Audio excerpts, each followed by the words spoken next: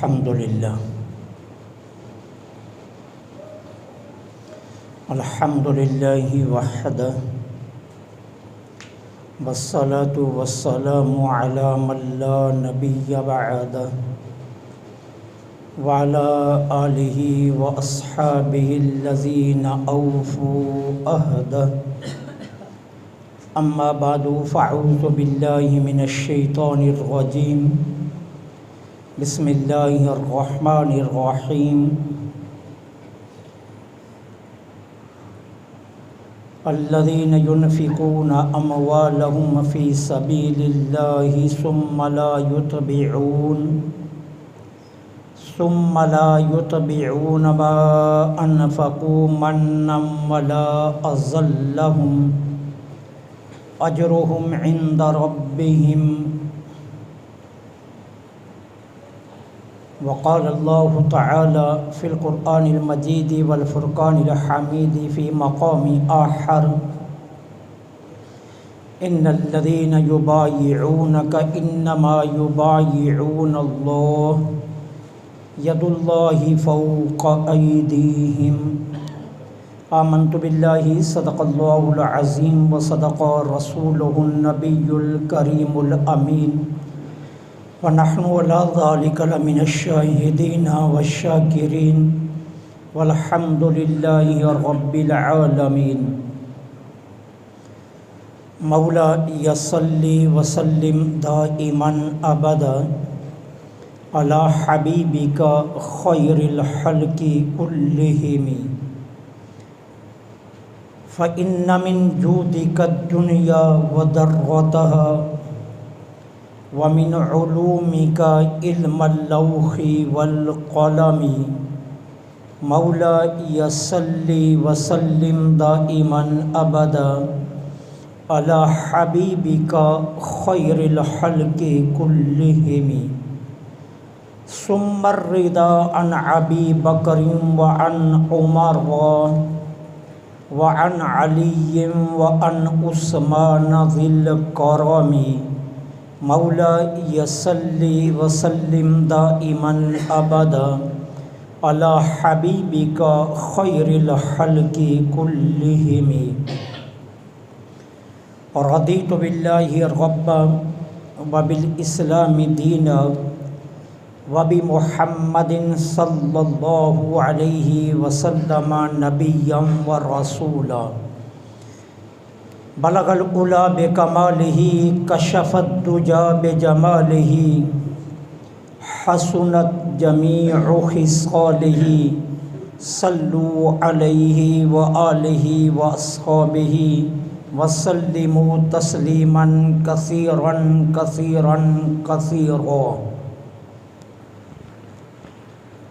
تمام تعریفیں اللہ رب العالمین جل سبحانہ و تعالی کے لیے خاص ہیں، جو ہم سب کا مالک بھی ہے اور ہمارا خالق بھی۔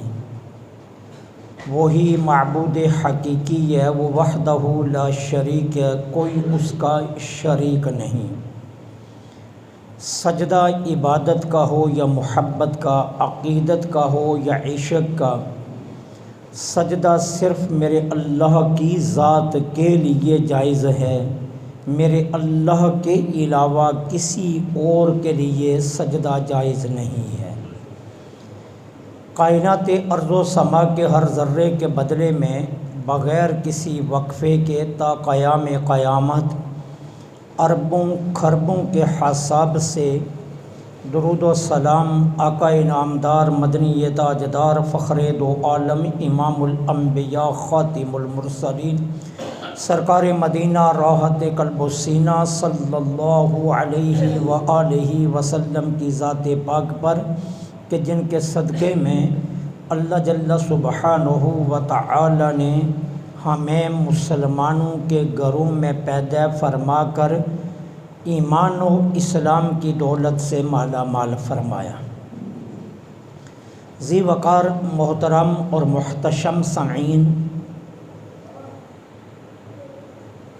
سیدنا حضرت عثمان غنی رضی اللہ تعالی عنہ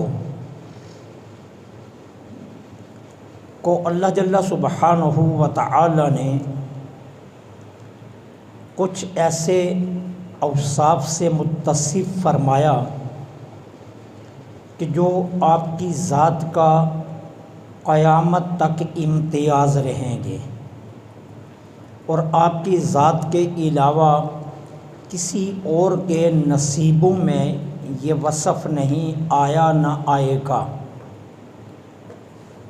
1,24,000 انبیاء کرام میں سے کسی نبی کے صحابی کو یہ شرف نہیں ملا جو حضرت عثمان غنی رضی اللہ تعالی عنہ کو ملا کہ آقا کریم علیہ الصلاۃ والسلام نے یک کے بعد دیگر اپنی 2 شہزادیاں حضرت عثمان غنی رضی اللہ تعالی عنہ کو نکاح میں عطا فرمائی۔ اسی وجہ سے آپ کے القابات میں مشہور ترین جو لقب ہے وہ ہے ذو النورین۔ ذو النورین کا مطلب ہے 2 نوروں والا، اور یہ جو لقب آپ کو ملا یہ حضور کی شہزادیوں کی وجہ سے ملا کہ عثمان وہ شخصیت ہے کہ جس کو اللہ کے رسول نے اپنے 2 نور کے ٹکڑے عطا فرمائے، اس لیے آپ کو ذو النورین کہا جاتا ہے۔ آپ مکہ کے مشہور تاجر تھے اور آپ کی تجارت شام، ایران اور دیگر بلاد تک پھیلی ہوئی تھی۔ اسلام قبول کیا تو اپنی ساری دولت کا رخ اسلام کی طرف موڑ دیا۔ نبی کریم صلی اللہ علیہ وسلم کی زاہدانہ حیات طیبہ کو دیکھتے تو طبیعت ملول ہو جاتی اور غم زدہ ہو جاتے کہ دنیا کے بادشاہ ٹھاٹھ کی زندگی گزاریں اور ہمارے آقا کے ہاں فقر و فاقہ ہو۔ ایک مرتبہ حضرت عثمان غنی رضی اللہ تعالی عنہ کے کانوں تک یہ خبر پہنچی کہ 4 روز سے کاشانہ نبوت پر فقر و فاقہ چل رہا ہے۔ گھر گئے، بہت سا سامان کھانے پینے کا، اور 400 درہم حضور کی بارگاہ میں بطور ہدیہ، بطور تحفہ پیش کر دی۔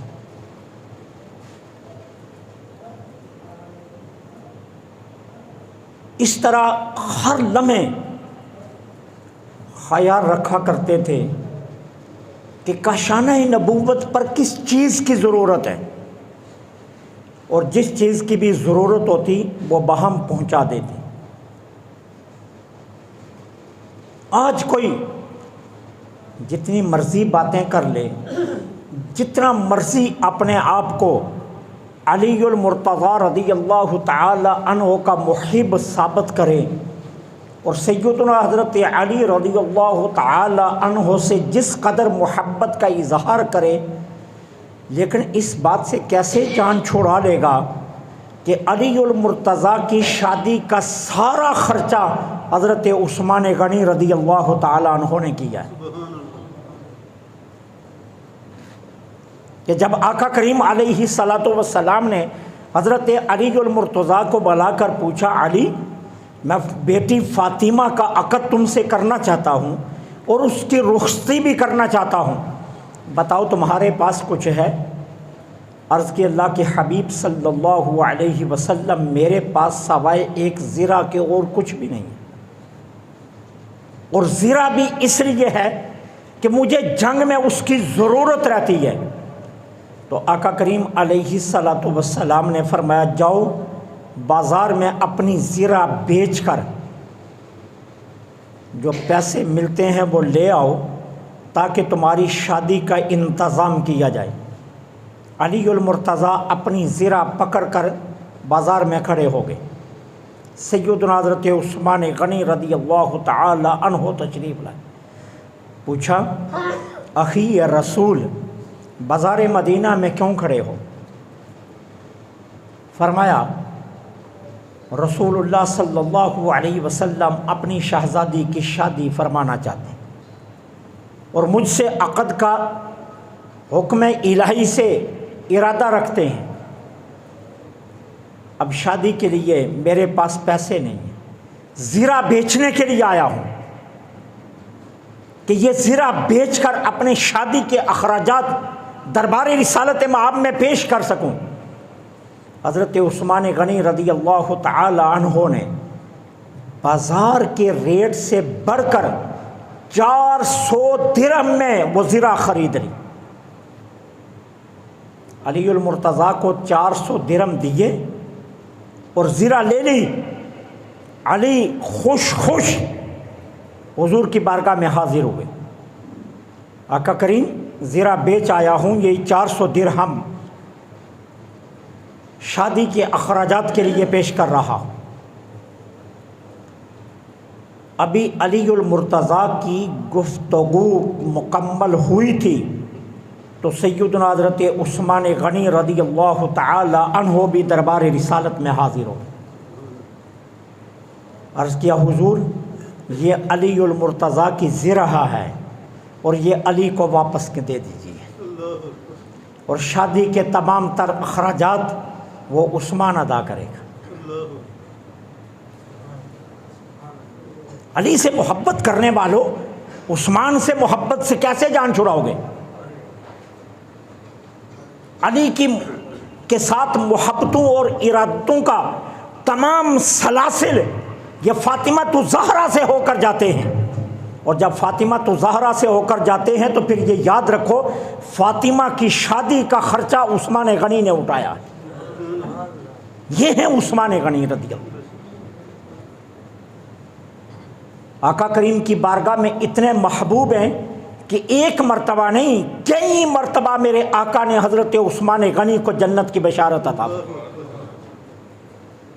ایک مرتبہ کی کہانی نہیں ہے، کئی مرتبہ میرے آقا نے حضرت عثمان غنی رضی اللہ تعالیٰ عنہ کو جنت کی بشارت عطا فرمائی۔ محدثین کو اٹھا کر دیکھیے، آج ہم سکرین کے سامنے 3 منٹ بیٹھ کر مفتی بن کر باہر نکلتے ہیں اور ہم کہتے ہیں مولوی سے تو ہم زیادہ جانتے ہیں۔ دین کو مذاق سمجھ لیا ہے، جس کے منہ میں جو آتا ہے وہ کہتا پھرتا ہے اور اپنے آپ کو فخر سے یہ کہتا ہے کہ میں تو مولویوں سے زیادہ جانتا ہوں۔ سکرینوں پر بیٹھ کر اگر دین پڑھا جاتا تو ابن خلدون مسجد کی چٹائیاں نہ ضائع کرتے، ارے غزالی خاک نہ چھانتے، سادی کتابوں کی گٹھیں اٹھا کر ایران کے قصبے قصبے میں نہ پھرتا، اور امام اعظم ابو حنیفہ جیسی شخصیت ارے راتوں کو بیدار رہ کر ایک ایک لمحہ اصول علم میں صرف نہ کرتے، اگر سکرینوں سے علم مل جانا کافی ہوتا۔ چند باتیں سن کر سرے بازار بیٹھ جاتے ہیں مجمع لگا کر اور کہتے ہیں ہم تو مولویوں سے زیادہ جانتے۔ قرآن کی ایک آیت صحیح پڑھنی نہیں آ رہی ہوتی اور علماء کے بارے میں گفتگو کر رہے ہوتے۔ بے شرمی کی بھی تو کوئی حد ہوتی ہے نا، لیکن یہاں تو وہ بھی حد ختم کی جا رہی ہے۔ محدثین سے پوچھو عثمان غنی رضی اللہ تعالیٰ عنہ کا مقام کیا ہے؟ میرے آقا کاشانہ نبوت میں تشریف فرما ہے۔ حضور میں آسانی کے لیے سمجھانے کے لیے یہ لفظ کہنے لگا ہوں، یہ شان کے لائق نہیں ہے، ریلیکس موڈ میں ہے میرے آقا اپنے کاشانہ نبوت میں، اور تہمد مبارک پنڈلی سے ہٹی ہوئی ہے۔ دروازے پر دستک ہوئی، حضور حاضری کی اجازت چاہتا ہوں۔ فرمایا آ جاؤ۔ آنے والے تاجدار صداقت ہیں حضرت ابوبکر صدیق رضی اللہ تعالی۔ حضور اسی موڈ میں رہے۔ پھر دروازے پر دستک ہوئی، حضور بارگاہ میں حاضری کی اجازت چاہتا ہوں۔ آنے والا عدالت کا شہنشاہ عمر بن خطاب ہیں۔ آ گئے،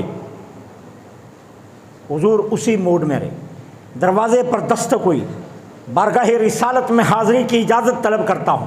سرکار چپ کر گئے، اٹھ کر بیٹھ گئے، پنڈلی پر اپنا تہمد مبارک سیدھا فرمایا، پنڈلی کو پوری طرح ڈھانپا اور کہا اب آ جاؤ، آنے والے عثمان غنی ہیں۔ جب محفل برخاست ہوئی، محفل کے برخاست ہونے کے بعد میری اور آپ کی اماں ام المومنین سیدہ طیبہ طاہرہ، اربوں کھربوں مسلمانوں کی ماں حضرت عائشہ صدیقہ سلام اللہ علیہا نے دربار رسالت میں عرض کیا، میرے ماں باپ آپ پر قربان ہو جائیں، میرے باپ آئے ابو بکر، آپ اسی موڈ میں رہے، حفصہ کے باپ آئے عمر بن خطاب، آپ اسی موڈ میں رہے، عثمان آئے، آپ اٹھ کر بیٹھ گئے، تکیہ ترک کر دیا، پنڈلی کو ڈھانپا اور پھر عثمان کو آنے کی اجازت دی۔ کہا عثمان سے میں کیوں حیا نہ کروں، عثمان وہ ہے جس سے اللہ کے فرشتے بھی حیا کرتے ہیں، عثمان وہ ہے اتنا با حیا ہے کہ اللہ کے فرشتے بھی عثمان سے حیا کرتے ہیں۔ تمام محدثین نے اس حدیث کے تحت اپنے اقوال دیے ہیں اور کیا کہا کہ عثمان غنی حیا میں فرشتوں سے بھی اونچا مقام رکھتے،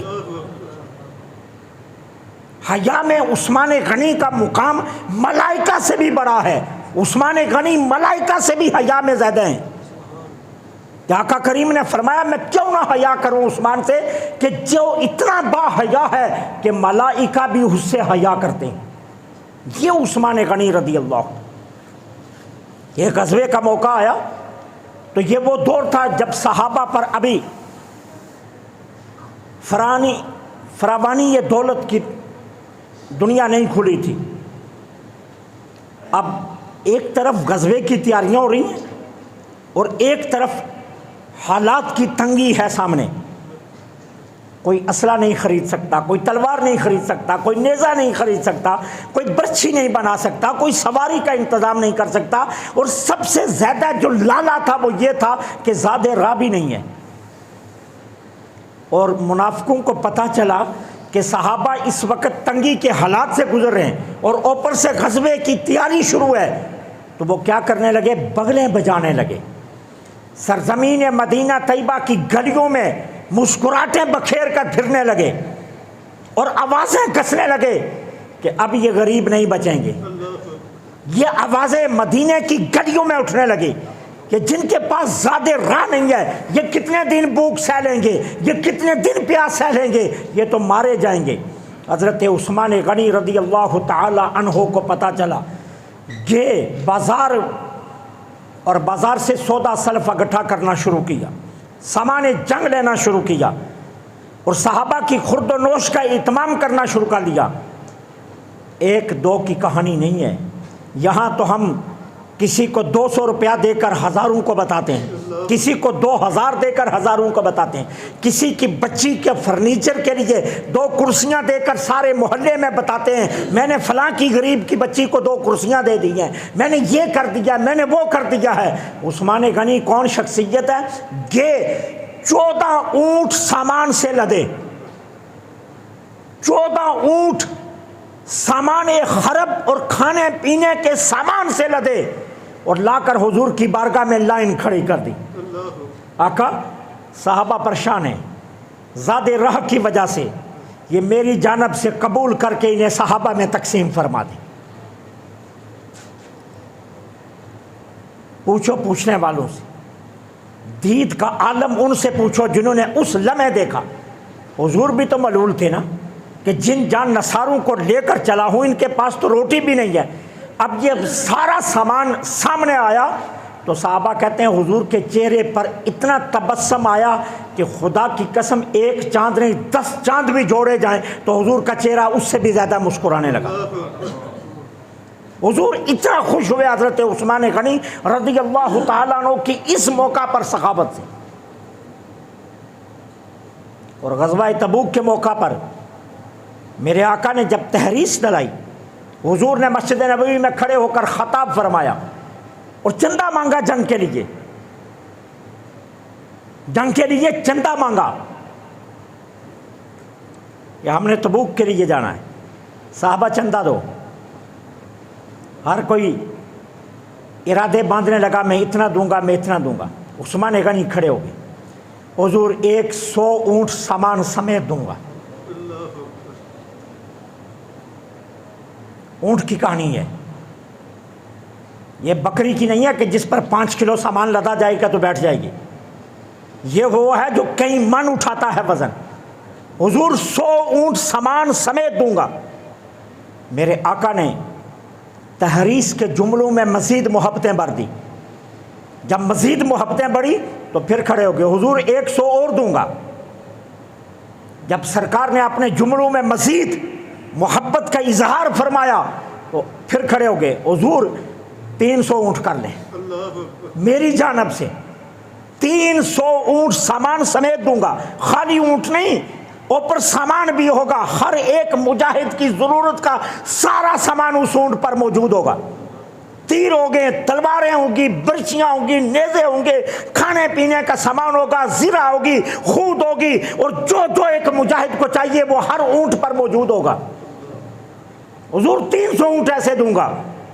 اور پھر گھر گئے، 300 اونٹوں کا اعلان تو کر ہی دیا تھا، وہ تو دینے ہی دینے تھے۔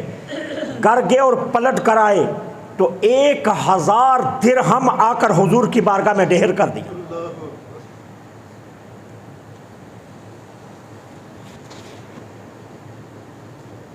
1000 درہم۔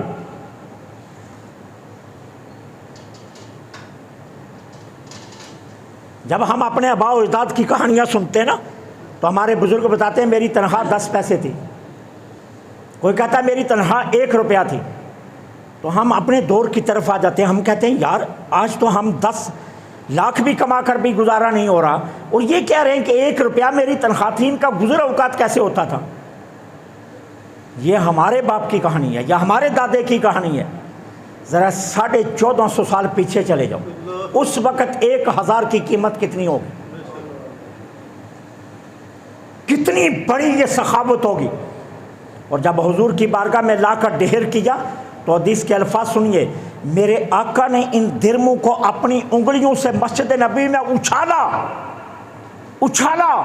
حضور اتنے خوش ہوئے اتنی بڑی سخاوت کو دیکھ کر، اور فرمایا مجھے رب کی قسم اب عثمان کو جنت میں داخلے سے کوئی روک ہی نہیں سکتا۔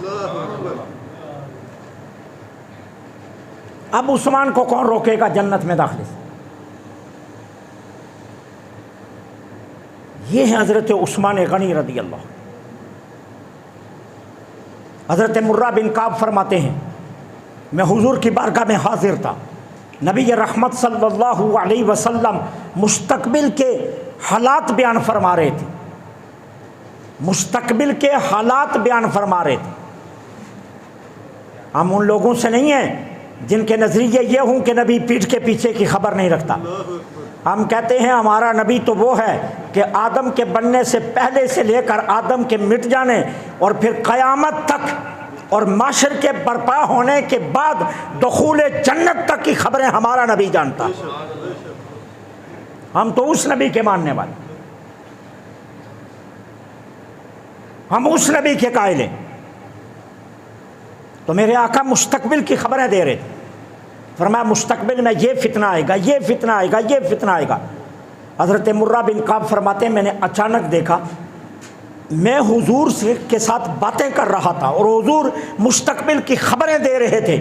ایک شخص اپنا چہرہ ڈھانپ کر، آگے سے نقاب، سائڈوں سے نقاب اور سامنے سے راستہ نظر آتا رہے، آنکھیں کھلی رہیں،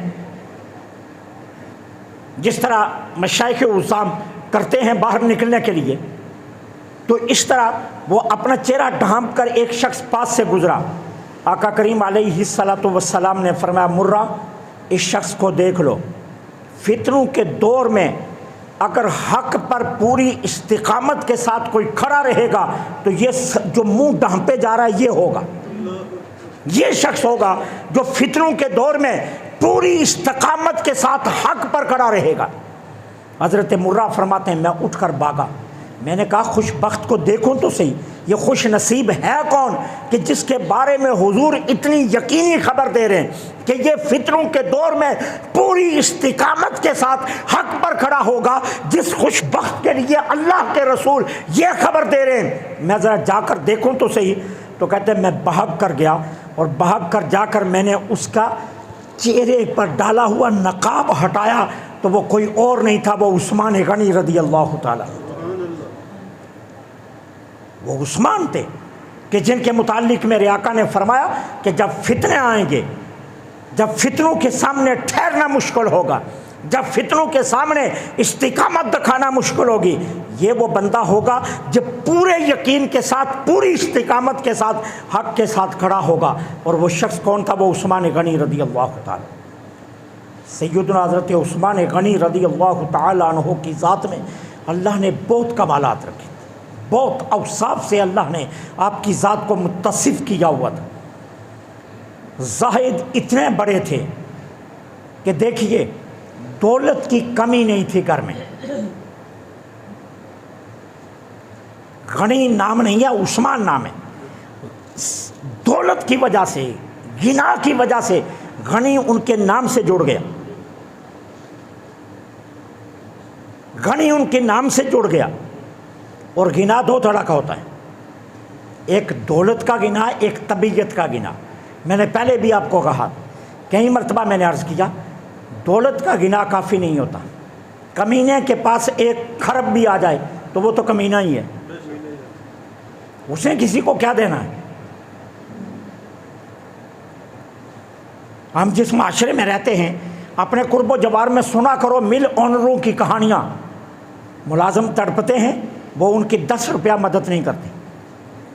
کیا ہے؟ یہ ہے طبیعت میں غنا نہ ہونا، اور یہ ہے کمینگی کا غنا۔ اصل یہ غنا نہیں ہے، خرب روپیہ بھی آپ کے پاس آ جائے لیکن طبیعت میں غنا نہیں ہے تو آپ غنی نہیں ہیں، آپ کمینے ہیں۔ غنی کون ہے؟ دولت ہو ساتھ طبیعت کا غنا بھی ہو، اس دولت کو اللہ کی راہ میں خرچ کرنے سے لطف آئے، مزہ آئے، اور جستجو رہے کہ کوئی موقع ملے کہ میں اپنی دولت اللہ کی راہ میں خرچ کر دوں۔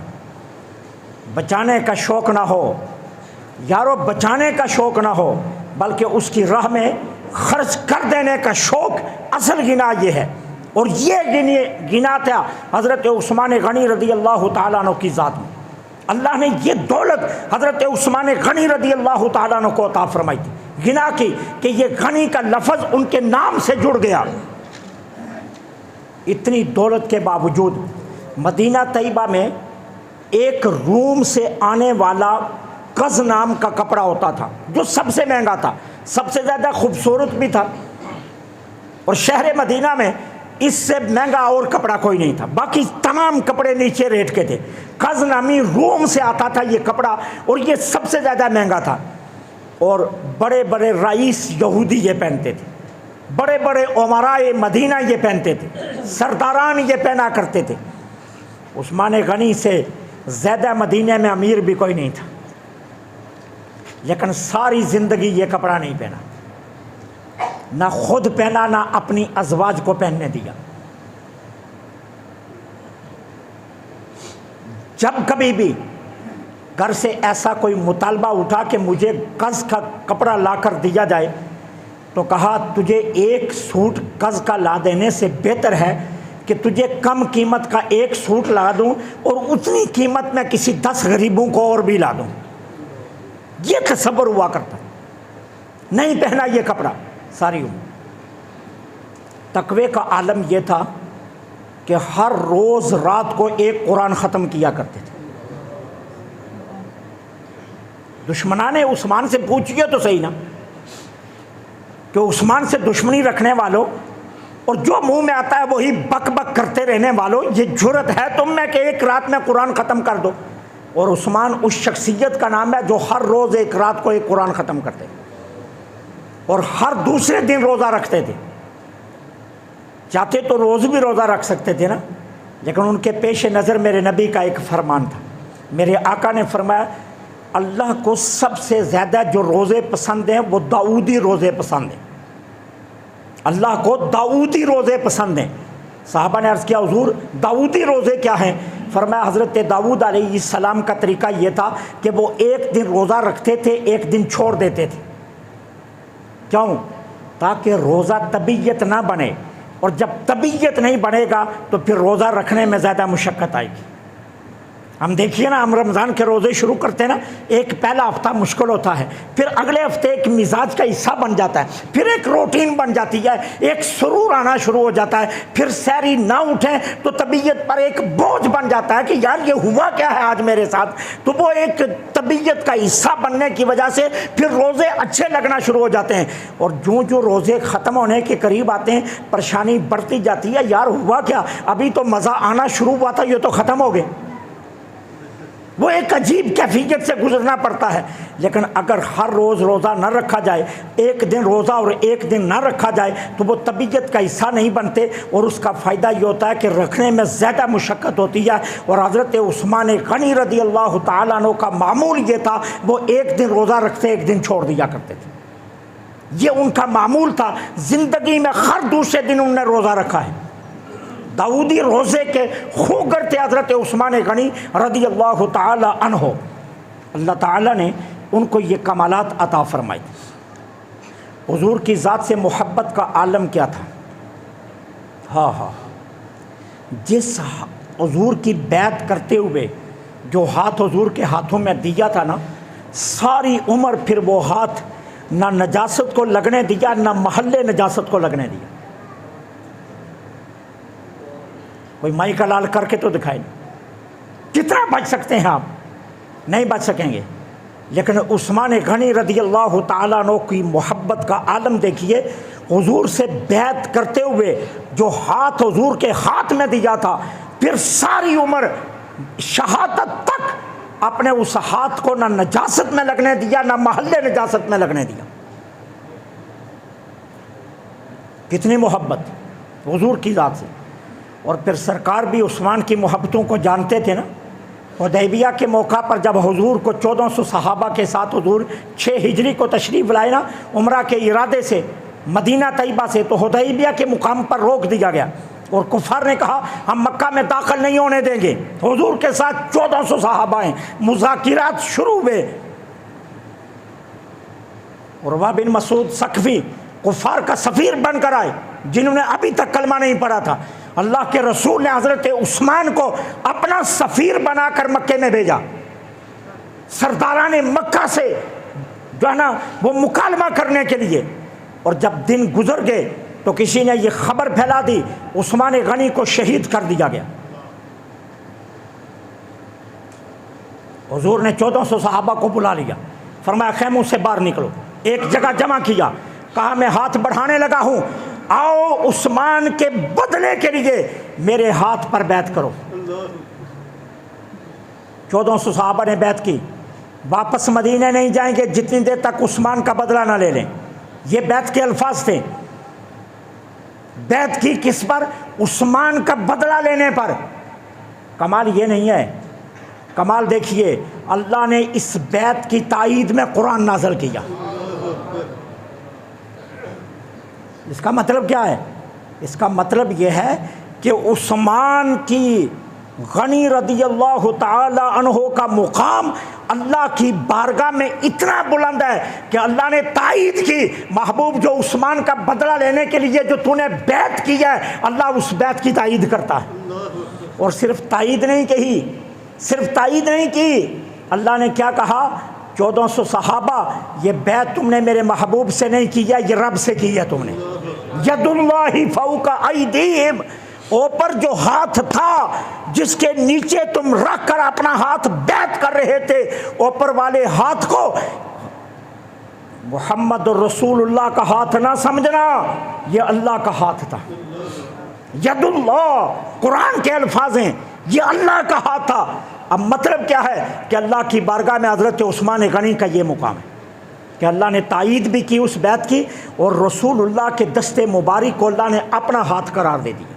کہا محبوب کے ہاتھ پر تم نے بیعت نہیں کی، عثمان کا اتنا درجہ ہے کہ تم اللہ کے ہاتھ پر بیعت کر رہے ہو۔ اور جب سب نے بیعت کر لی تو صحابہ کو یقین دلانے کے لیے کہ عثمان کو کچھ نہیں ہوا، میرے نبی نے اپنا ایک ہاتھ اٹھایا، کہا یہ ہاتھ میرا اور نیچے والا ہاتھ حضور کا ہی ہے. دوسرا ہاتھ دایاں ہاتھ میرے نبی نے اوپر بلند کیا اور نیچے بایاں ہاتھ رکھا اور کہا یہ میرا ہاتھ اور یہ عثمان کا ہاتھ ہے. یہ عثمان بھی بیعت کر رہا ہے, یہ عثمان بھی کیا کر رہا ہے؟ بیعت کر رہا ہے. اب خود بتائیے کہ جب حضور اپنے ایک ہاتھ کو عثمان کا ہاتھ قرار دے رہے ہیں تو پھر عثمان غنی کی کتنی شان ہوگی, ان کی شان کا عالم کیا ہوگا کہ جس آقا کریم اپنے دست مبارک کو عثمان غنی کا دست مبارک قرار دے دیں کہ یہ عثمان کا ہاتھ ہے. تو اللہ تعالیٰ نے حضرت عثمان غنی رضی اللہ تعالیٰ عنہ کو یہ عظمت عطا کی تھی. انشاءاللہ زندگی نے وفا کی تو پھر کبھی ان کی خلافت کے دور پر